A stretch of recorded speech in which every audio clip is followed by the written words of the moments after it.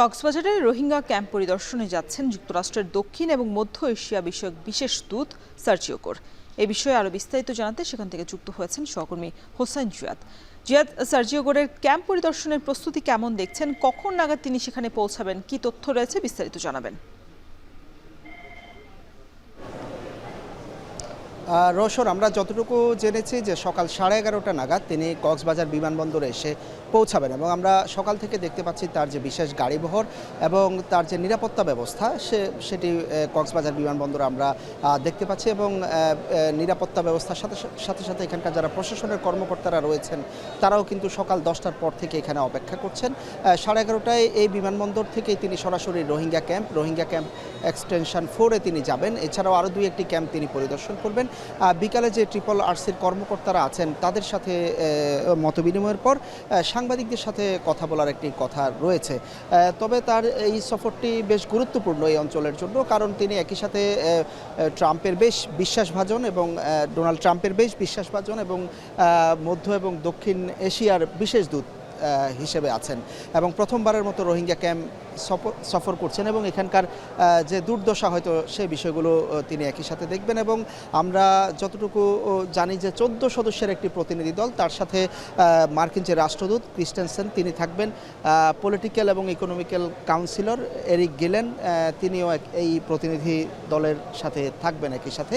এবং আমরা এই বিষয়ে আসলে গত দুদিন ধরে কক্সবাজারে যিনি যোগাযোগ রাখছেন ত্রাণ ও প্রত্যাবাসন কমিশনের সাথে আমাদের কক্সবাজার প্রতিনিধি মোহাম্মদ মোর্শেদ, আমরা একটু তার কাছে জানতে চাইব এই সফরটি কেন গুরুত্বপূর্ণ এবং কি কি বিষয় আসলে আলোচনা হতে পারে এখানে।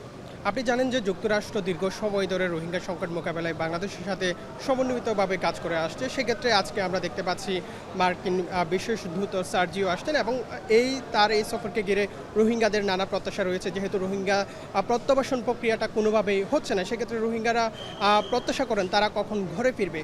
সেক্ষেত্রে আমরা জানতে পেরেছি সম্মেলন হয়ে প্রতিশ্রুতি আসে এবং রোহিঙ্গাদের স্বপ্নেই থেকে যায়। সেক্ষেত্রে তারা নানাভাবে হতাশার মধ্যে থাকেন এবং যেহেতু আজকে সার্জিও আসছেন তিনি রোহিঙ্গা ক্যাম্পের 4 এবং 8 ক্যাম্পে যাবেন এবং সেখানে নানা লার্নিং সেন্টার সহ নানা কিছু পরিদর্শন করবেন এবং সেখানে বিশেষ করে শিক্ষা, খাদ্য সহ নানাভাবে আলোচনা হবে এবং তিনি সেখানে ঘুরে ঘুরে দেখবেন। অন্যদিকে আমরা রোহিঙ্গা তরুণদের সাথে কথা বলেছি, তাদের নানাভাবে স্বপ্ন থাকে, বিশেষ করে তারা উচ্চশিক্ষায় কীভাবে পৌঁছে যাবে এমন একটি তাদের স্বপ্ন থাকে এবং বলা হচ্ছে যে কাঁটাতারের বেড়াতে কতদিন পর্যন্ত রোহিঙ্গাদের আটকে রাখা যাবে এমন একটি প্রশ্ন বারবার থেকে যায় এবং সচেতন মহল নানাভাবে বলছেন। অন্যদিকে আইনশৃঙ্খলা বাহিনী বিশেষ করে কক্সবাজারে যে রোহিঙ্গারা আছেন তারা কক্সবাজারে নানাভাবে চলে আসেন আইনশৃঙ্খলার চোখ ফাঁকি দিয়ে। তো সেক্ষেত্রে বলা যায় যে কাজ করবেন। যতটুকু বুঝতে পেরেছি যে তিনি নিশ্চয়ই রোহিঙ্গাদের সাথে তাদের সমস্যাগুলো নিয়ে কথা বলবেন এবং যেহেতু তিনি এই অঞ্চলের দায়িত্বপ্রাপ্ত, স্বাভাবিকভাবে এই সফরটি গুরুত্বপূর্ণ, কারণ এটি একটি ভূ রাজনৈতিক বিষয়ও, তো সেই হিসাবে আসলে এই সফরটি গুরুত্ব পাচ্ছে। যুক্তরাষ্ট্রের বিশেষ দূত সার্জিও কোরের পরিদর্শনের সবশেষ খবর জানাতে আমাদের সাথে যুক্ত ছিলেন সহকর্মী হোসাইন জিয়াদ।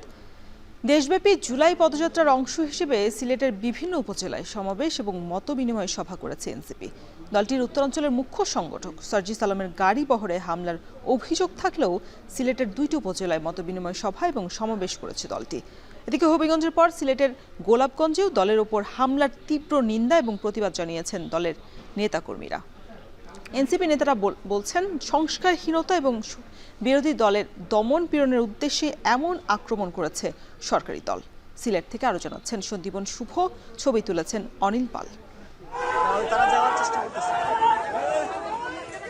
হবিগঞ্জে জুলাই পদযাত্রাকে কেন্দ্র করে হামলা এবং মৌলভীবাজারে পুলিশি বাধার পর সিলেটেও ঘটনাবহুল দিন কাটালেন এনসিপি নেতারা।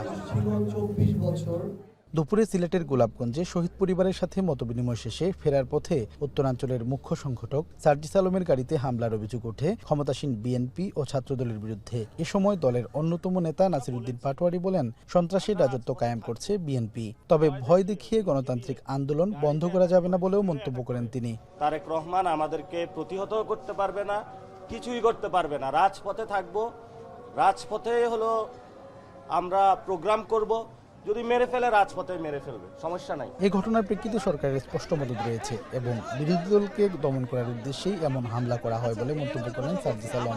মানুষ মারার এই টিকাদারি তারেক রহমান নিছে কিনা এটা তারেক রহমান বলা উচিত। যদি নেয়, ছাত্রদলকে যদি এভাবে সন্ত্রাসী পেটোয়া বাহিনী হিসেবে ব্যবহার করতে চায়, যদি তার দলকে তারেক রহমান কন্ট্রোল না করতে পারে, তাহলে বলুক যে আমি সন্ত্রাসী বাহিনী, সন্ত্রাসী ক্যাডার পালতেছি, ছাত্রদল আমার সন্ত্রাসী ক্যাডার, তারা হামলা করবে, আপনারা আপনাদের মতো রাজনীতি করেন। এদিকে কানাইঘাটের সমাবেশে নাহিদ ইসলাম বলেন, স্থানীয় সংসদ নির্বাচনও পক্ষপাত দুষ্ট হওয়ার আশঙ্কা রয়েছে, তবে কেউ যাতে স্বৈরাচার হয়ে না উঠতে পারে সেজন্য এনসিপি লড়াই চালিয়ে যাবে। স্থানীয় সরকার নির্বাচনে কোন ধরনের কারচুপি, কোন ধরনের লাঠিয়াল বাহিনী, কোন ধরনের সন্ত্রাসীদেরকে আমরা জায়গা করতে দিব না। এর আগে দুপুরে শাহজালাল বিজ্ঞান ও প্রযুক্তি বিশ্ববিদ্যালয়ে আলোচনা সভায় প্রধান অতিথির বক্তব্যে নাহিদ ইসলাম বলেন, খালেদা জিয়ার গাড়ি বহরে যেভাবে আওয়ামী সন্ত্রাসীরা হামলা করেছিল, ঠিক সেভাবেই বিএনপি কর্মীরা এনসিপির উপর হামলা করছে। এই অগণতান্ত্রিক পরিস্থিতি বিগত 16 বছর দেখেছি, যেখানে সরকারের বিরুদ্ধে, ক্ষমতাসীনদের বিরুদ্ধে কেউ কথা বলতে পারতো না, যেখানে বিশ্ববিদ্যালয়ের কাজই হচ্ছে ক্ষমতাকে প্রশ্ন করা। সাবিপ্রবি বিশ্ববিদ্যালয়ে যখন আমরা ঢুকলাম, আমরা যে আয়োজন দেখলাম প্রশাসনের, মনে হচ্ছে এখানে বিশাল একটা মারামারি যেন হয়ে যাবে। এটার জন্য যারা সন্ত্রাস করে তাদেরকে যদি বিচারের আওতায় আনা হয়, তাহলে এই এত নিরাপত্তার প্রয়োজন হয় না। পরে সিলেটের ওসমানীনগরে দলীয় সমাবেশে অংশ নেয় এনসিপির কেন্দ্রীয় নেতারা। শুক্রবার সিলেটের আরও 3টি উপজেলায় জুলাই পদযাত্রা ও সমাবেশ অনুষ্ঠিত হবে বলে জানিয়েছেন দলটির নেতারা। সন্দীপন শুভ, এখন সিলেট। প্রকাশ্যে অস্ত্রের মহড়া, চাঁদাবাজি, গুলিবর্ষণ আর হত্যা। চট্টগ্রামে সন্ত্রাসীদের হাতে অস্ত্রের ব্যবহার ধারণ করছে ভয়াবহ রূপ। প্রকাশ্যে অস্ত্রের ঝনঝনানি আর খুনোখুনিতে আতঙ্কিত ব্যবসায়ী থেকে সাধারণ মানুষ। এরই মধ্যে একের পর এক অভিযানে উদ্ধার হচ্ছে দেশি বিদেশি অস্ত্র এবং গুলিও। প্রশ্ন উঠছে, বিদেশি এসব অস্ত্র সন্ত্রাসীদের হাতে কোন পথে আসছে? কারাই বা নিয়ন্ত্রণ করছে ওই অবৈধ অস্ত্রের এই নেটওয়ার্ক? কাজী মাহফুজের প্রতিবেদন। সম্প্রতি নগরীর বায়েজিদে নালা থেকে বস্তাবন্দি অবস্থায় উদ্ধার হয় 1350টি বুলেট। বড় বুলেটগুলো AK-47 সহ ভারী অস্ত্রে ব্যবহৃত হয়।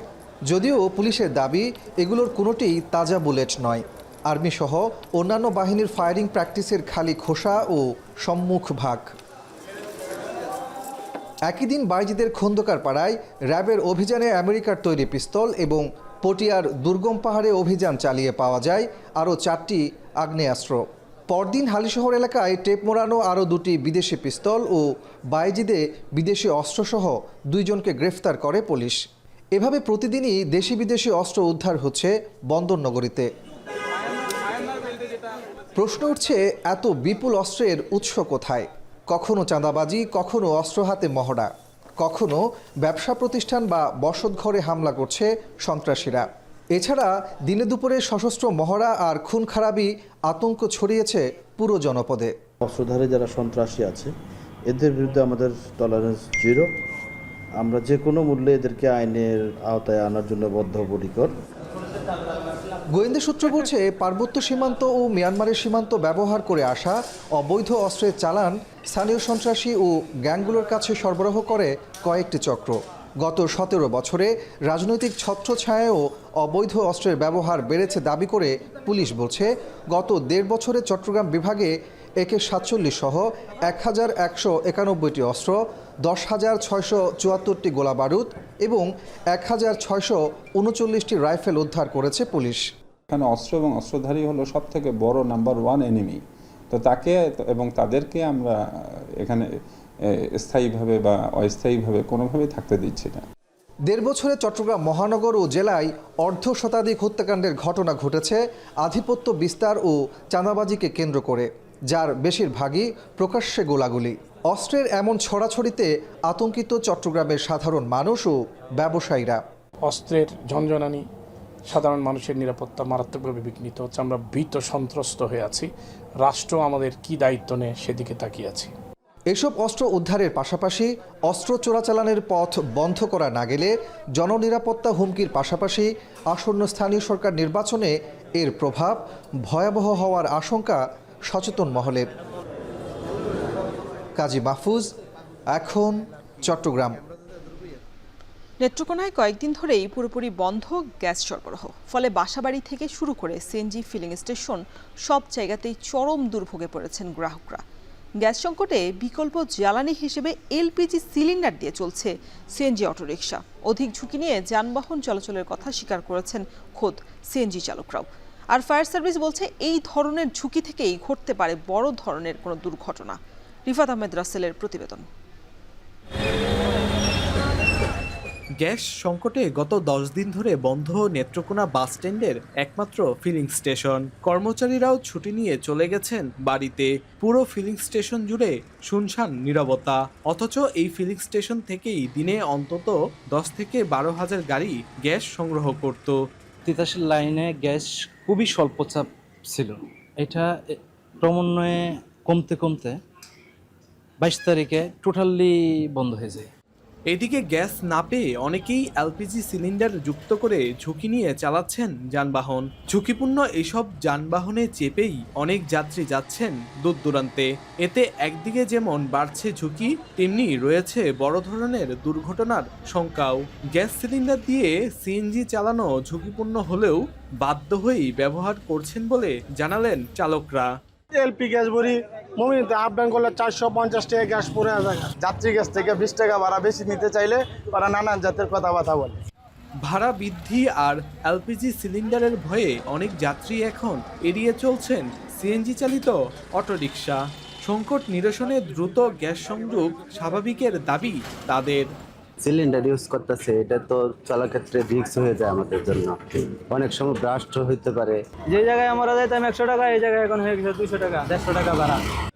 আর ফায়ার সার্ভিস বলছে এলপিজি সিলিন্ডার দিয়ে সিএনজি অটো রিকশা চালানোয় হতে পারে বড় ধরনের দুর্ঘটনা। যদিও সংকট নিরসনে দ্রুত গ্যাস সরবরাহ চালুর আশ্বাস তিতাসের এই কর্মকর্তার। সার্বিক দিক মিলিয়ে আমাদের যে প্রকৌশলী টিম আছে তারা দিনরাত এক করে সেখানে পরিশ্রম করছে যাতে এই সম্ভাবনা আশু একটা সমাধান হয়। আমরা আশা করছি যে খুব দ্রুত 1-2 দিনের ভিতরে এই সমস্যার সমাধান হবে এবং গ্যাসের সরবরাহ ইনশাআল্লাহ স্বাভাবিক হবে।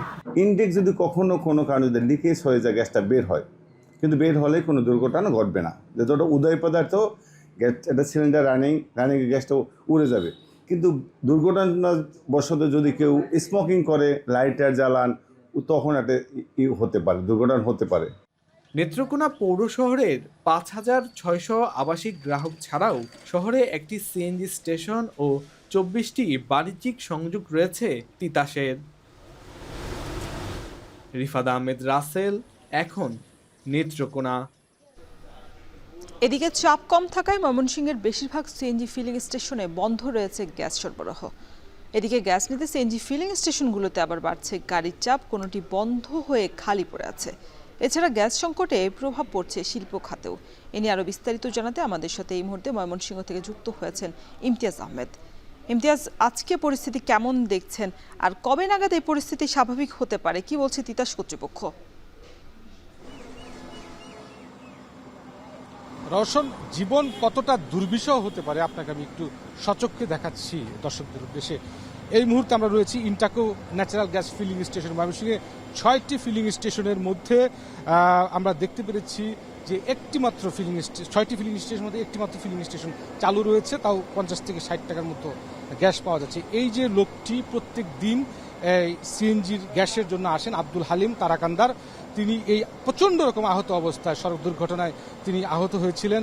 এই আহত পা নিয়ে তিনি 60 থেকে 70 টাকা গ্যাসের জন্য ঘন্টার পর ঘন্টা দাঁড়িয়ে থেকে তারপর গ্যাস নিয়ে সেই গ্যাসের টাকায় তার সংসার চিকিৎসা তো পারছেই না। এই অবস্থার মধ্যে দিয়ে আজকেও তিনি এখানে এসেছেন এবং আমরা সেই দৃশ্যটি দিয়ে শুরু করলাম এবং এই দুর্ভোগটা যে আসলে কতটা, এবং তিনি সহযোগিতাও চাচ্ছেন, কিন্তু আসলে অনেকেই আবার সহযোগিতা করে তাকে একটু আগে সিরিয়াল পাওয়ার দেওয়ার চেষ্টা করছেন, কিন্তু গ্যাস আসলে পাওয়া যাচ্ছে না। এটিও সবচেয়ে বড় সমস্যা। 60 থেকে 70 টাকার গ্যাস নিয়ে সর্বোচ্চ 1টি বা 2টি টিপ, অর্থাৎ হয়তো 200-300 টাকার ভাড়া তারা মারতে পারছেন, কিন্তু বেশিরভাগ ভাড়া তারা নিতে পারছেন। এছাড়া আজকে শুক্রবার আমরা দেখতে পাচ্ছি যে বিভিন্ন গন্তব্যে পারিবারিক আয়োজন থেকে শুরু করে বিভিন্ন গন্তব্যে অনেক যাত্রীরাই এখানে রয়েছেন, ব্যক্তিগত প্রাইভেট কার নিয়ে, সিএনজি অটো রিক্সা নিয়ে সবাই ঘন্টার পর ঘন্টা অপেক্ষা করছেন। কিছু সময়ের জন্য, আধা ঘন্টার জন্য চাপ আসে, আবার 2-3 ঘন্টার জন্য এই গ্যাসের চাপ বন্ধ হয়ে যায়। যেটা আগেও বলছিলাম, এই 60 থেকে 80 টাকার গ্যাস নিয়ে খুবই বিপাকে রয়েছেন, আসলে বাড়ি পর্যন্ত যাওয়াটাও মুশকিল হয়ে যাচ্ছে। সবচেয়ে বিপাকে আমরা প্রতিদিনই জানাচ্ছিলাম যে যারা অটো সিএনজি চালক রয়েছেন তাদের পরিবারের খরচ, সন্তানদের পড়াশোনা, তাদের মাসিক কিস্তি সব কিছু মিলিয়ে এই যে দুর্বিষহ একটা অবস্থার মধ্যে তারা দিন পার করছেন। এবং তারা বলছিলেন যে আশেপাশের যে কয়েকটি সিএনজি স্টেশন রয়েছে সেগুলো যদি দুই একটি চালু থাকতো তাহলে হয়তো বা কিছুটা কম থাকতো, কিন্তু সেটি বন্ধ রয়েছে এবং কর্তৃপক্ষ বলছেন যে তাদের মেশিনের চাপ কমে গেছে, তাই তারা বন্ধ রেখেছেন। কিছুক্ষণ আগেও প্রায় 30 মিনিটের মতো এটি সিএনজি ফিলিং স্টেশনটি চালু ছিল, এখন আবার চাপ কমে যাওয়ায় আবারও বন্ধ রয়েছে সম্পূর্ণ গ্যাস সরবরাহ, এবং অপেক্ষা করছেন এবং অপেক্ষার পর্ব কিন্তু দীর্ঘই হচ্ছে ক্রমশ। এবং এখানে অন্তত 4 থেকে 500 যানবাহন, অটো সিএনজি, ব্যক্তিগত প্রাইভেট কার, হায়াস পণ্যবাহী গাড়ি রয়েছে যেগুলো গ্যাস চালিত। এবং অন্যদিকে যেটা হচ্ছে শিল্পাঞ্চল রয়েছে ভালুকায়, সেখানে কিন্তু গ্যাস সংকটের কারণে শিল্প উৎপাদন কিন্তু সরবরাহ অনেকটাই কমে গেছে, বিপর্যস্ত একটা অবস্থা। অন্যদিকে বিভিন্ন উপজেলায় জেলায় যে ভাড়াগুলো সেগুলো কিন্তু অনেক ক্ষেত্রে আমরা দেখতে পাচ্ছি দ্বিগুণ হয়ে গেছে, এবং এই ভাড়া নিয়েও যাত্রীদের মধ্যে নানান বাকবিতণ্ডা হচ্ছে।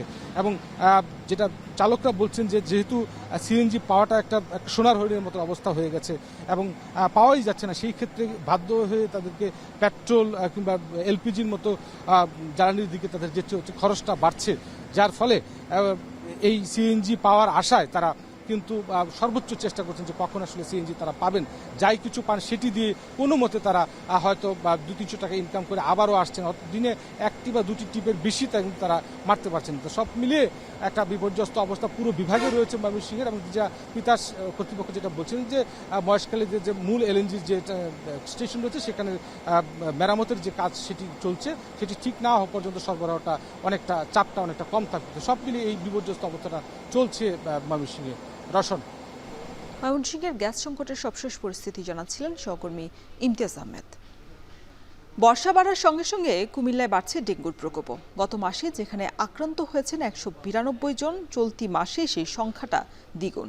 চিকিৎসকদের আশঙ্কা আগস্ট সেপ্টেম্বরের পরিস্থিতি আরও অবনতির দিকে যেতে পারে। সবচেয়ে উদ্বেগের বিষয় হচ্ছে ডেঙ্গু এখন আর শুধু নগরীর রোগ নয়, ছড়িয়ে পড়ছে গ্রামাঞ্চলেও। ফোরকান হোসেনের ছবিতে বাকিটা জানাচ্ছেন খালিদ সাইফুল্লাহ। বৃষ্টির জমে থাকা স্বচ্ছ পানিতে বাড়ছে এডিস মশার প্রজনন, আর তার সঙ্গে পাল্লা দিয়ে বাড়ছে ডেঙ্গু রোগী। কুমিল্লায় গত জুন মাসে ডেঙ্গু আক্রান্ত হয়েছেন 192 জন। চলতি মাসে আক্রান্তের সংখ্যা বেড়েছে দ্বিগুণেরও বেশি। ডেঙ্গুর বাহক এডিস মশা সাধারণত জমে থাকা পানিতে বংশবিস্তার করে। বাসাবাড়ির ফুলের টব, পরিত্যক্ত পাত্র, নির্মাণাধীন ভবনের পানি জমে থাকা অংশ থেকে শুরু করে ডাবের খোসা কিংবা প্লাস্টিকের পাত্র, যে কোনো ছোট জলাধারই হতে পারে এ মশার প্রজননস্থল।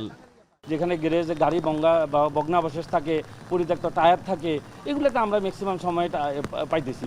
হঠাৎ একদিন আমার খুব তীব্র মাথা ব্যথা ছিল, আবার আমি তখন ভাবছিলাম যে হয়তো কোনো ঘুমের কারণে একটু ঘুমালে ঠিক হয়ে যাবে, পরে কিন্তু দেখলাম না, হয়নি। পরে রাতে কেঁপে কেঁপে জ্বর আসছিল আর কি। দিনে শুইলে তো আর মশারি টাঙানো হয় না। শুধু শহর নয়, গ্রামাঞ্চলেও বাড়ছে এডিস মশার উপস্থিতি এবং ডেঙ্গু রোগী। তাই জ্বর, শরীর ব্যথা, মাথা ব্যথা, বমি বা রক্তপাতের মতো উপসর্গ দেখা দিলে অবহেলা না করে দ্রুত পরীক্ষা ও চিকিৎসকের পরামর্শ নেওয়ার উপর জোর দিচ্ছেন বিশেষজ্ঞরা। চিকিৎসকদের আশঙ্কা বর্ষার বাকি সময়ে পরিস্থিতি আরও খারাপ হতে পারে। এটা হচ্ছে যে এখন এই ডেঙ্গুর এই মাইগ্রেশনটা কিন্তু ওটা গ্রাম অঞ্চলে চলে গেছে, কিন্তু এই জন্য আরও সতর্ক হতে হবে। গ্রাম অঞ্চলে বিস্তারের জন্য অনেক বেশি পরিমাণে আছে, অপশনগুলো বেশি আছে। আমাদের ডেঙ্গু কর্নার বলেন, আমাদের ডাক্তারদের মধ্যে যারা আছেন, আমাদের যারা মিড লেভেলের ডক্টররা আছেন, সবাই কিন্তু প্রস্তুতির মধ্যে আছে। যদি আমাদের রান্নাঘর সংক্রমণ যদি বেশি বাড়ে, সেটা আমরা মোকাবেলা করতে পারবো। এডিসের প্রজননস্থল ধ্বংস না হলে নতুন করে জন্ম নেবে মশা, বাড়বে সংক্রমণের ঝুঁকি। ডেঙ্গু নিয়ন্ত্রণে নগর জুড়ে মশক নিধন কার্যক্রম জোরদারের কথা বলছে সিটি কর্পোরেশন। আমাদের সকলকে সচেতন হতে হবে, কোথাও যেন পানি জমা না থাকে, কোনো টায়ারের মধ্যে বা কোনো টপের মধ্যে দীর্ঘদিন যেন পানি জমা না হয়ে থাকে। একটু আমাদের আঙ্গিনা, বাড়ি ঘর, আমাদের আশপাশ এলাকাগুলো যেন আমরা পরিষ্কার রাখি। শহর পেরিয়ে এখন গ্রামেও মিলছে এডিস মশার প্রজননস্থল। তাই শুধু সিটি কর্পোরেশনের মশক নিধন কার্যক্রমের দিকে তাকিয়ে না থেকে নিজ নিজ বাড়ি ও আশপাশের পরিবেশ পরিষ্কার রাখার উপরই সবচেয়ে বেশি গুরুত্ব দিচ্ছেন বিশেষজ্ঞরা। খালিদ সাইফুল্লাহ, এখন কুমিল্লা। আবহাওয়ার পরিবর্তনে ভোলায় ডেঙ্গুর সংক্রমণের পাশাপাশি উদ্বেগজনক হারে বাড়ছে শিশুদের নিউমোনিয়া, জ্বর, সর্দি কাশি সহ ঠান্ডাজনিত নানা রোগ। এতে রোগীর চাপ কয়েক গুণ বেড়ে যাওয়ায় জেলার হাসপাতালগুলোতে দেখা দিয়েছে শয্যা সংকট। অনেক রোগীকে আবার বাধ্য হয়ে মেঝেতেই চিকিৎসা নিতে হয়েছে। রয়েছে চিকিৎসক এবং জনবল সংকটও। এ নিয়ে আরও বিস্তারিত জানাতে আমাদের সাথে ভোলার 250 শয্যা জেনারেল হাসপাতাল থেকে যুক্ত হয়েছেন ইমতিয়াজুর রহমান। ইমতিয়াজ, যেভাবে ডেঙ্গুর সংক্রমণ বাড়ছে, চিকিৎসকরা কি বলছেন? আর যেহেতু রোগীর চাপ বাড়ছে, চিকিৎসা সেবা কি ঠিকমতো পাচ্ছেন কিনা যারা হাসপাতালে সেবা নিতে আসছেন?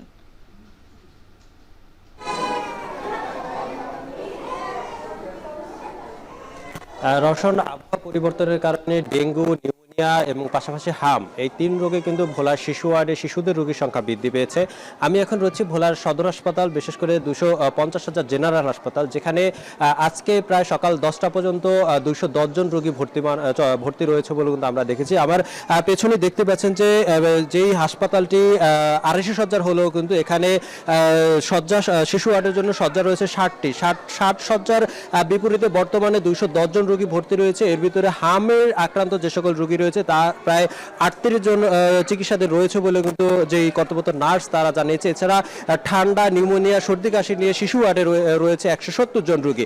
এই যখন রোগীর চাপ বৃদ্ধি পেয়েছে, পাশাপাশি ডেঙ্গুর সংক্রমণ বৃদ্ধি পেয়েছে, ডেঙ্গু রোগীর সংখ্যাও কিন্তু ভোলার সদর হাসপাতালে রয়েছে বলে কিন্তু আমরা নার্স এবং কর্তব্যরত ডাক্তার সূত্রে আমরা জানতে পেরেছি। আপনাকে একটা বিষয় জানিয়ে রাখি, গতকাল কিন্তু ঠান্ডাজনিত রোগ নিয়ে কিন্তু এক শিশু রোগী কিন্তু ভোলা সদর উপজেলা থেকে সদর হাসপাতালে এসেছিলেন, কিন্তু কিছু আজ সকালবেলা তার মৃত্যু হয়েছে বলে কিন্তু হাসপাতাল সূত্রে আমরা জানতে পেরেছি।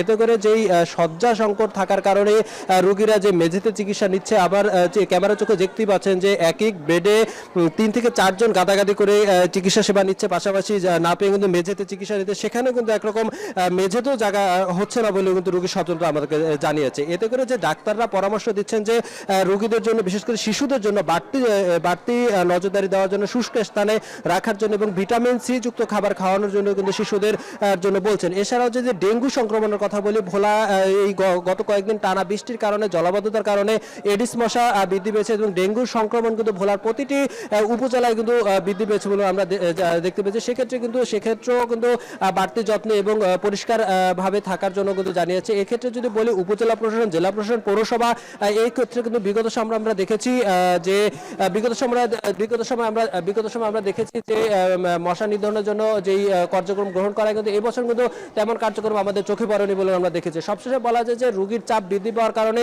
ভোলার যে প্রতিটি স্বাস্থ্য কমপ্লেক্স রয়েছে, বিশেষ করে 7 উপজেলার 7টি কমপ্লেক্স এবং জেলা সদরের একটি 228 শয্যার জেনারেল হাসপাতাল, এই প্রতিটি হাসপাতালে কিন্তু রোগীর চাপ বৃদ্ধি পাচ্ছে এবং শয্যা সংকটে কিন্তু মেঝেতে চিকিৎসা সেবা নিচ্ছে বলেও কিন্তু আমরা দেখছি। তো এই ছিল আমার কাছে ভোলা সদর হাসপাতাল থেকে সর্বশেষ।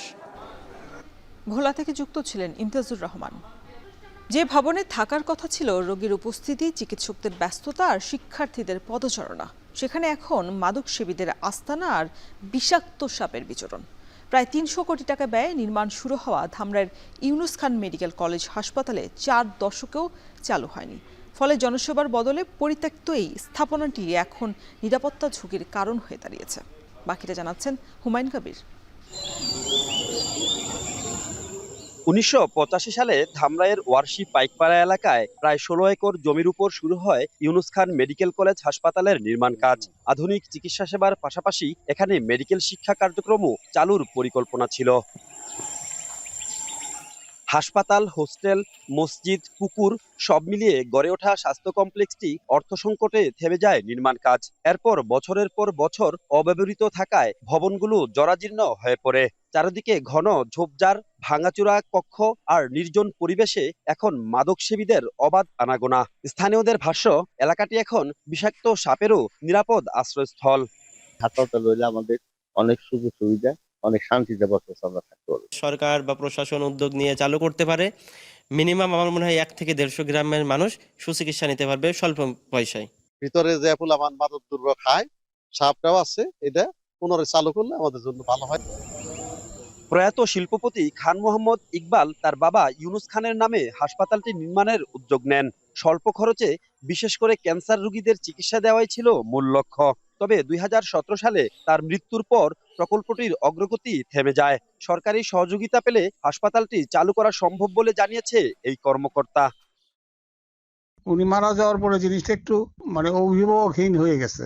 এখন যদি এটা করার জন্য কেউ উদ্যোগ প্রকাশ করে তাইলে পরে মোটামুটি ভাবে সে করতে পারবে। এখন সেই ধরনের লোকের সাথে লোকেশনটা হয় নাই বিধায় এখনো করা হয় নাই। এদিকে উপজেলা প্রশাসনের দাবি হাসপাতালটি চালুর বিষয়ে আলোচনা চলছে, সমন্বয়ের মাধ্যমে বাস্তবসম্মত সিদ্ধান্ত নেয়ার চেষ্টা করা হচ্ছে। এটা যেহেতু ব্যক্তিগত সম্পত্তি, ব্যক্তি পর্যায়ে নির্মাণের চেষ্টা করেছিলেন, তারা যদি সম্মতি দেয় তাহলে আমরা এটা সরকারকে অ্যাপ্রোচ করব সরকারিভাবে, যেটা সরকার যদি নিয়ে গিয়ে আবার ডেভেলপ করে চালু করে সে ব্যাপারটা। তবে এটা হলে অবশ্যই ওই ইউনিয়নের মানুষের ভালো হবে, ওই অঞ্চলের মানুষ ভালো হবে।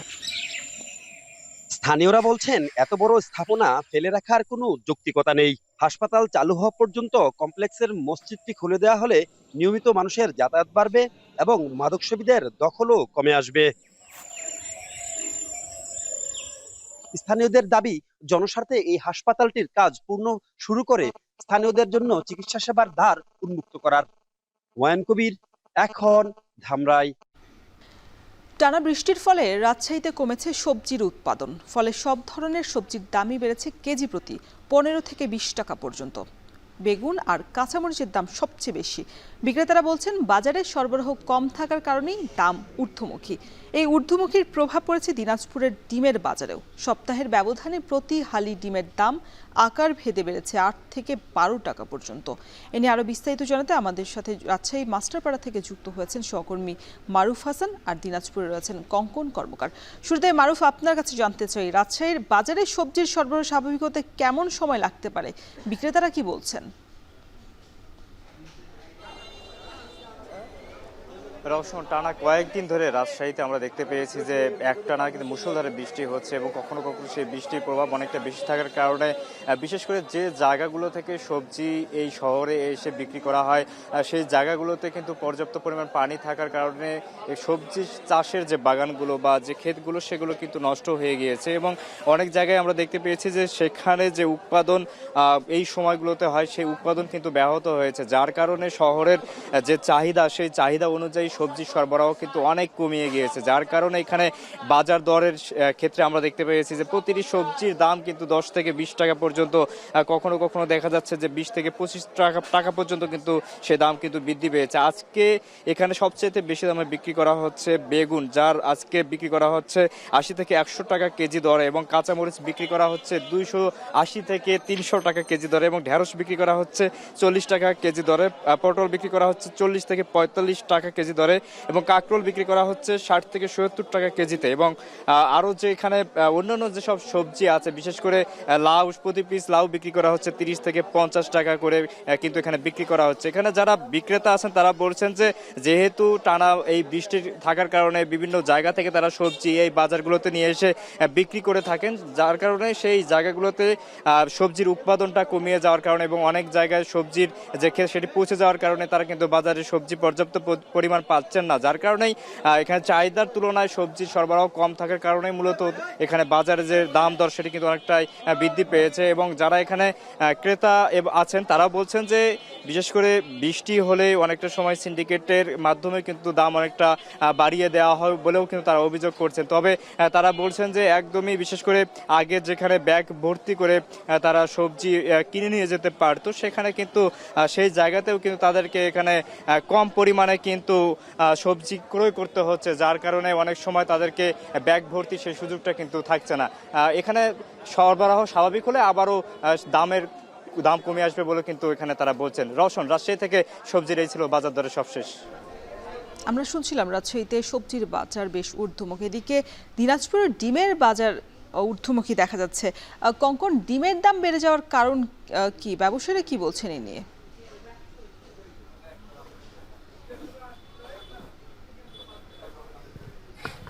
রওশন, আপনার বর্তমান যে পরিস্থিতি অর্থাৎ সবজির যে বাজার, সেই সাথে কিন্তু বলা যায় যে ডিমেরও কিন্তু দাম অনেকটাই বেড়েছে। এই মুহূর্তে আছে দিনাজপুরের বাহাদুর বাজার, ডিমের যে এটা মূলত পাইকারি বাজার। এখানে বাজারের যে অবস্থাটা আপনার গত কয়েকদিনের ডিমের যে দামের পার্থক্য প্রায় 2.5 থেকে 3 টাকা প্রতি পিসে আমি যদি বলি, অর্থাৎ পাইকারি বাজারের কথাও যদি বলি, প্রায় কয়েকদিন আগে ডিমের দাম ছিল প্রায় 830 থেকে 850 টাকা, সেটি এখন বিক্রি হচ্ছে 1130 টাকা থেকে 1100 টাকার মধ্যে, অর্থাৎ প্রতি পিস ডিমের দাম কিন্তু, এটি মুরগির দাম বলছে, প্রতি পিস ডিমের দামই কিন্তু বেড়েছে প্রায় 2.5 থেকে 3 টাকা। এর বাইরে যদি বলি, হাঁসের ডিমেরও কিন্তু দাম বাড়তি। কোয়েলের ডিম আপনি জানেন যে বাজারে বিক্রি হয়, সেটিও কিন্তু আপনার হালা প্রতি 2 টাকা বেড়েছে। এর বাইরে কিন্তু দেশি যে ডিমটি, সেটিরও দাম কিন্তু আগে ছিল প্রায় 80 টাকা, এখন বাজারে এটি বিক্রি হচ্ছে 100 টাকা প্রতি হালা, অর্থাৎ সব ডিমের দাম কিন্তু বাড়তি। আমি কথা বলছিলাম এখানে যারা ডিম উৎপাদনের সঙ্গে যারা জড়িত, তারা বলছিলেন যে মূলত অতিবৃষ্টি অনাবৃষ্টি এটি কিন্তু প্রভাব পড়েছে, পাশাপাশি অন্যান্য সবজি বা মাছ বা মাংসের দাম বৃদ্ধি থাকায় কিন্তু ডিমের উপরে একটা চাপ বেড়েছে, এবং আপনার অন্যান্য যে বন্যা কবলিত যে জায়গা, সেখানেও কিন্তু উৎপাদন অনেকটা ব্যাহত হচ্ছে। তো সব মিলিয়ে ডিমের উৎপাদন এবং বাজারজাতটা কিন্তু ক্ষতিগ্রস্ত হচ্ছে, ব্যবসায়ীরা বলছেন। এর বাইরে কিন্তু ভোক্তারা বলছেন এখানে সিন্ডিকেটেরও কথা বলা হচ্ছে, অর্থাৎ কয়েক হাত ঘুরে কিন্তু বাজারগুলো আসে, এবং সেখানেও কিন্তু একটা কারসাজি হচ্ছে বলে অনেকেই অভিযোগ করছেন। এর বাইরে এখন আপনাকে যদি আরেকটা বলি যে আপনার খুচরা বাজারগুলোতেও কিন্তু বাজার ডিমের যে কয়েকটি প্রকার ভেদ করে কিন্তু দামের বাড়তি একটা অভিযোগ আসছে। গত কয়েকদিন আগে দিনাজপুরের যে রেল বাজার হাট, সেখানেও কিন্তু ডিম যেটি আগের দাম ছিল আপনার 38 টাকা, সেটাই বিক্রি হচ্ছে প্রায় ডিমে কিন্তু দামের পার্থক্য প্রায় 10 টাকা। এটি কিন্তু মধ্যবিত্ত যারা আছেন তাদের কিন্তু একটি বাড়তি খরচের একটি চিন্তা। এখন পর্যন্ত আপনার বাজার মনিটরিংয়ের যে বিষয়টি, সেটি আসলে আমরা ওরকম দেখছি না। তো কোনো রকম কোনো প্রভাব না হলে এই দামেই হচ্ছে। তো রওশন, এই ছিল দিনাজপুর থেকে ডিমের বাজার নিয়ে খবর। ছুটির দিনে বাজার পরিস্থিতি খবর জানাতে আমাদের সাথে দিনাজপুর এবং রাজশাহী থেকে যুক্ত ছিলেন সহকর্মীরা। সৈয়দপুরের বাজারে বেড়েছে সব ধরনের সবজির দামই, 70 থেকে 100 টাকা কেজি দরে বিক্রি হচ্ছে সবজি। এদিকে সরবরাহ কমে যাওয়ার কারণে চট্টগ্রামের খুচরা বাজারেও কেজি প্রতি 20 থেকে 40 টাকা পর্যন্ত বেড়েছে সব ধরনের সবজির দামই। সবজি বাজারের আরও খবর জানাতে সৈয়দপুর পৌর কাঁচা বাজার থেকে যুক্ত হয়েছেন সহকর্মী আমিরুল বাপ্পি, এবং চট্টগ্রামের কাজীর দেউরি বাজারে রয়েছেন কাজী মাহফুজ। শুরুতেই বাপ্পি, আপনার কাছে জানতে চাই কোন কোন সবজির দাম কি পরিমাণ বেড়েছে, বিস্তারিত জানাবেন।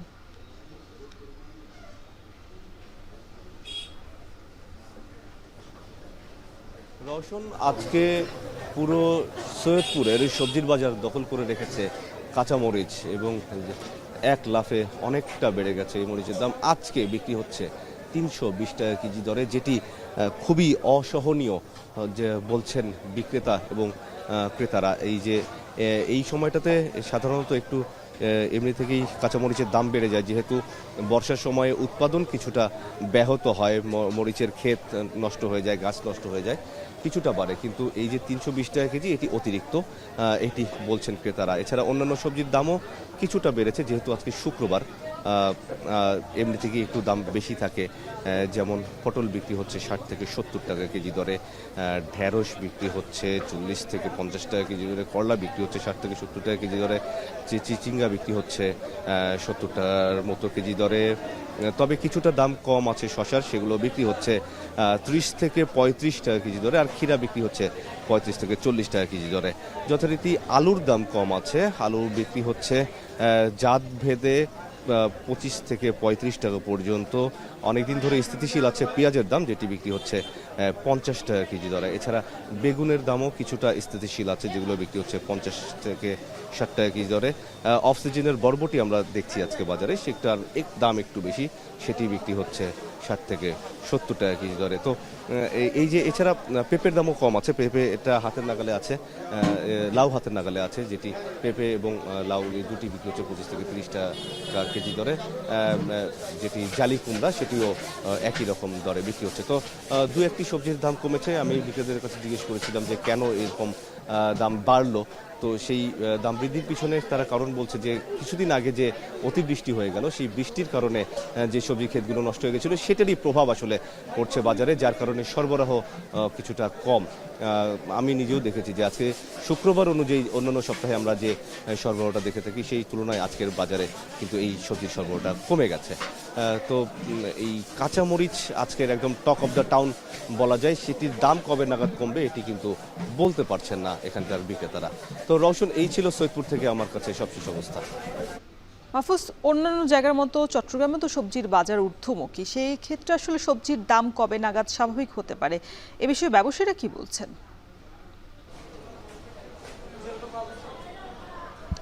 রোশন, কবে নাগাদ আসলে সবজির বাজারে স্থিতিশীলতা ফিরে আসবে সেটি এখনও কেউ নির্দিষ্ট করে বলতে পারছে না। আমরা দেখতে পাচ্ছি গত 20-22 দিন ধরে চট্টগ্রামের সবজির বাজারে যে একটা অস্থিরতা তৈরি হচ্ছে সেটি কিন্তু এখনও সমানভাবে অব্যাহত রয়েছে। আপনি জানেন যে গত 6 জুলাই থেকে 18 জুলাই চট্টগ্রামে এবং কক্সবাজার এই দুই জেলাতে ভারী বৃষ্টি, একই সাথে বন্যা হয়েছিল। সেই বন্যা এবং ভারী বৃষ্টিতে বেশ কিছু ফসলি জমি নষ্ট হয়েছে, তার প্রভাবটি মূলত বাজারে এসে পড়েছে। আমরা এখানে এসে দেখতে পাচ্ছি যে অধিকাংশ সবজির দাম 100 থেকে 140, 150 টাকা, এবং নির্দিষ্ট করে বললে আমরা দেখতে পাচ্ছি চিচিঙ্গা আজকের বাজারে বিক্রি হচ্ছে 80 থেকে 90 টাকায়, ঝিঙ্গা বিক্রি হচ্ছে 120 টাকায়, বেগুন আজকের বাজারে বিক্রি হচ্ছে 140 টাকায়, ঢ্যাঁড়স বিক্রি হচ্ছে 100 টাকা, 110 টাকা, কাঁকরোল আমরা দেখতে পাচ্ছি 120 থেকে 130 টাকা বিক্রি হচ্ছে, পটলও 90 থেকে 100 টাকায় বিক্রি হচ্ছে। বলা যায় যে অধিকাংশ সবজির দাম আমরা দেখতে পাচ্ছি ঊর্ধ্বমুখী। সেই জায়গাতে আসলে কয়েকদিন আগেও আমরা দেখেছি লাউয়ের বাজারে কিছুটা স্বস্তি ছিল, কিন্তু লাউ এখন কেজিতে 80 থেকে 90 টাকা কেজি বিক্রি হচ্ছে, অর্থাৎ 2-3-4 দিনের ব্যবধানে লাউয়ের দাম কেজিতে 20 থেকে 30 টাকা পর্যন্ত বেড়েছে। এখানে যারা ব্যবসায়ী আছেন তারা বলছেন যে আসলে পাইকার পর্যায়ে বেশি দামে এই সকল সবজিগুলো কিনতে হচ্ছে, ফলে খুচরা পর্যায়ে তাদেরকে বেশি দামে বিক্রি করতে হচ্ছে এবং শেষমেশ ভোক্তাদেরকে বেশি দামে এই পণ্যগুলো কিনতে হচ্ছে। আমরা অনেক ক্রেতার সাথেও কথা বলেছি, তারা বলছেন যে অস্বাভাবিক সবজির দাম বেড়েছে, যার ফলে তারা যে পরিমাণ সবজি কিনতে বাজারে এসেছেন তার অর্ধেক সবজি কিনতে হচ্ছে, অর্থাৎ চাহিদার অর্ধেক কিনে তারা বাড়ি ফিরছেন। সেই দৃশ্যগুলো আমরা এখানে দেখতে পাচ্ছি। আপনাকে বলে রাখি যে চট্টগ্রামের এইবারের বন্যাতে কৃষি সম্প্রসারণ অধিদপ্তর যতটুকু জানিয়েছে সেটি হলো প্রায় 6,500 হেক্টর সবজি ক্ষেত নষ্ট হয়েছে, যেখানে 140 কোটি টাকার সবজি নষ্ট হয়েছে, এই তথ্য আমরা পেয়েছি। তো সব কিছু মিলিয়ে আসলে বন্যার প্রভাবটি চট্টগ্রামের সবজির বাজারে এসে পড়েছে, ফলে বেশি দাম দিয়ে এই ক্রেতাদেরকে এই সবজি কিনতে হচ্ছে। কবে নাগাদ এই বাজারে স্বস্তি ফিরবে সেটি নির্দিষ্ট করে কেউ বলতে পারছে না। রওশন, ছুটির দিনের সবজির বাজার পরিস্থিতির খবর জানাতে চট্টগ্রাম থেকে যুক্ত ছিলেন কাজী মাহফুজ এবং সৈয়দপুর থেকে যুক্ত ছিলেন আমিরুল বাপি। যমুনার পানি কমার সাথে সাথে বগুড়ার ধুনটে ভাঙন বেড়েছে। গত 3 দিনে শহরাবাড়ি বন্যা রক্ষার বাঁধের কাছে ভেঙেছে 100 মিটার। এ বিষয়ে বিস্তারিত জানাতে ধুনটের শহরাবাড়ি এলাকায় রয়েছেন সহকর্মী মাজিদুর রহমান। মাজিদ, ভাঙন এলাকার বাসিন্দাদের ভোগান্তি কেমন দেখছেন, আর এই ক্ষেত্রে প্রশাসনের পক্ষ থেকে কোনো ব্যবস্থা নেওয়া হয়েছে কিনা বিস্তারিত জানাবেন। হ্যাঁ রওশন, আপনি জানেন যে যমুনা পানি কমতে শুরু করেছে। আজকে কিন্তু 17 সেন্টিমিটার কমে পানি নদীতে প্রবাহিত হচ্ছে। গত 3 দিনে কিন্তু পানি কমেছে। তবে এই যে জায়গাটিতে আমি রয়েছি সেটি হলো ধুনটে শহরবাড়ি এলাকা। এই এলাকাটা দেখতে পাচ্ছেন যে প্রচুর পরিমাণে এখানে ভাঙন হয়েছে এবং এই ভাঙনের কারণে এই পার্শ্ববর্তী যে বাড়িঘরগুলো রয়েছে সেই বাড়িঘরে কিন্তু বেশ কয়েকটি বাড়ি, বিশেষ করে 20টি বাড়ি কিন্তু অন্যত্র তারা ঠাঁই নিয়েছে। যদিও হঠাৎ করে এই বন্যা রক্ষা বাঁধটি যদি ভেঙে যায় তাহলে ওই বাড়িগুলো চরম ক্ষতি হতো, এই জন্য তারা আগের থেকে অন্য জায়গাতে আশ্রয় নিয়েছে। আর এখানে গত 3 থেকে 7 দিনের মধ্যে প্রায় 100 মিটার যে এলাকাটা রয়েছে সেই এলাকাটা কিন্তু ভাঙন শুরু হয়েছে। আর প্রশাসনের তরফ থেকে এখন পর্যন্ত যেটি করা হচ্ছে সেটি হলো এই যে বালির যে ব্যাগগুলো দেখা যাচ্ছে, বস্তাগুলো দেখা যাচ্ছে, সেই বস্তাগুলো ফেলে কিন্তু তারা এই বন্যা রক্ষা বাঁধটি রক্ষার চেষ্টা করছেন এবং এই বাঁধ বাঁধটি যদি রক্ষা আগের থেকে করা হতো তাহলে হয়তো এই যে অসময়ে যে সরকারের ব্যয়টি এই এতগুলো টাকা ব্যয় এটা কিন্তু হতো না। তাই এই এলাকার মানুষ যেটি বলছেন সেটি হচ্ছে সময় মতো, বিশেষ করে খরা মৌসুমে যেন এই এলাকাটা এমনভাবে যেন বন্যা নিয়ন্ত্রণ করা যায়, এমনভাবে কাজ করা হয় যাতে এখানে বন্যা নিয়ন্ত্রণ করা যায় এবং এই বর্ষার সময় যেন তাদেরকে ভোগান্তি পোহাতে না হয়। আরেকটি বিষয় যেটি এখানে যে ফসলি ক্ষতি, সে ফসলি ক্ষতিও কিন্তু হয়েছে। বিশেষ করে আমার ভাটির দিকে যে জায়গাগুলো রয়েছে সেই জায়গাগুলোতে এখানে পাট ছিল, আউশ ধান ছিল, ভুট্টা ছিল, সেগুলো কিন্তু প্রায় নদীগর্ভে বিলীন হয়ে গেছে। এবং চরাঞ্চল দেখা যাচ্ছে যে আমার পাশে যে চরাঞ্চলগুলো রয়েছে, বিশেষ করে পূর্ব দিকে যে চরাঞ্চলগুলো রয়েছে সেখানে অনেকগুলোই চর রয়েছে। সে চরগুলোতে কিন্তু অনেক জমি, যে নিম্নাঞ্চলে যে জমির ফসলগুলো ছিল সে ফসলগুলো কিন্তু নষ্ট হয়ে গেছে। আর সরকারের পক্ষ থেকে যেটি করা হয়েছে সেটি হলো এখানে যে বস্তা ফেলা হচ্ছে এইটুকু সরকারের সীমাবদ্ধতা, এইটুকু সীমাবদ্ধ রয়েছে সরকার।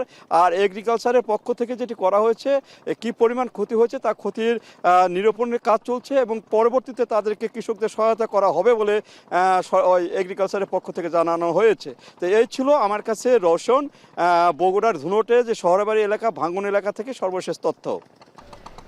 বগুড়া থেকে যুক্ত ছিলেন মাজিদুর রহমান। চুয়াডাঙ্গায় পালিত হচ্ছে সনাতন সম্প্রদায়ের পুণ্য স্নান এবং পদযাত্রা উৎসব। শহরের সত্যনারায়ণ মণ্ডপ থেকে স্নান যাত্রা শুরু হয়।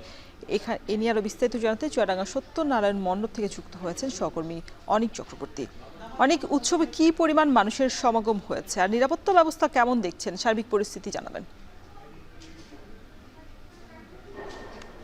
রওশন, সনাতন সম্প্রদায়ের এই বছরের শ্রাবণ মাসে আসলে এই পুণ্য স্নান এবং পদযাত্রা হয়ে থাকে। পুণ্য স্নান মূলত যারা এই মণ্ডপে এসেছে তারা হিন্দু সম্প্রদায়ের যেই শিবলিঙ্গ রয়েছে, অর্থাৎ পাথরের যে শিবলিঙ্গ রয়েছে সেই পাথরের শিবলিঙ্গতে কিন্তু পুণ্য স্নানের মাধ্যমে নদী থেকে জল পাত্রে নিয়ে আসার পর এই মণ্ডপে কিন্তু সেই শিবলিঙ্গে সেই জল ঢালা হয়।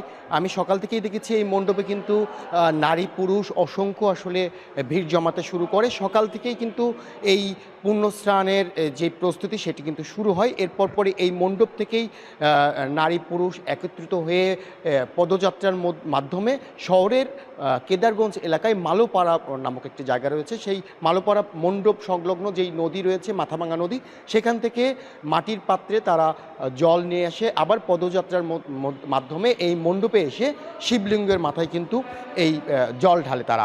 আমার সাথে বেশ কিছু ভক্তবৃন্দের কথা হয়েছিল, তারা বলছে যে এই পুণ্য স্নানের মাধ্যমে যারা অবিবাহিত নারী রয়েছে তারা তাদের স্বামী পাবার উদ্দেশ্যে, অর্থাৎ ভালো স্বামীর পাবার উদ্দেশ্যে অবিবাহিত যারা নারী আছে তারা কিন্তু শিবলিঙ্গে জল ঢালে এবং যারা বিবাহিত নারী আছে তারা স্বামীর মঙ্গলার্থে তারা কিন্তু এই পুণ্য স্নানের মাধ্যমে শিবলিঙ্গে জল ঢালে। শুধু নারীরাই নয়, আমি কিন্তু দেখেছি যে রওশন বিভিন্ন পুরুষরাও কিন্তু বিভিন্ন বয়সের পুরুষরাও কিন্তু এই পুণ্য স্নানে অংশগ্রহণ করে এবং আজকে কিন্তু এই পুণ্য স্নান কিছুক্ষণ আগেই শেষ হয়েছে এবং আজকে দুপুরে এই মণ্ডপেই কিন্তু নানা পূজার্চনার মাধ্যমে কিন্তু আসলে এই দিনটি পালন করবে সনাতন ধর্মাবলম্বীরা। তো রওশন, আমার কাছে সত্যনারায়ণ মণ্ডপ থেকে পুণ্য স্নান নিয়ে এই ছিল সবশেষ তথ্য। রওশন। চুয়াডাঙ্গা থেকে পুণ্য স্নানের খবর জানাতে যুক্ত ছিলেন সহকর্মী অনিক চক্রবর্তী। আর এই ছিল এখন জনপদের আয়োজনে। এখন টেলিভিশন ওয়েবসাইটে দেখতে ভিজিট করুন www.ekon.tv। এছাড়া ফেসবুকে যুক্ত থাকতে ভিজিট করুন facebook.com/tv.ekon এবং ইউটিউবে সরাসরি দেখতে ভিজিট করুন youtube.com/c/ekontv।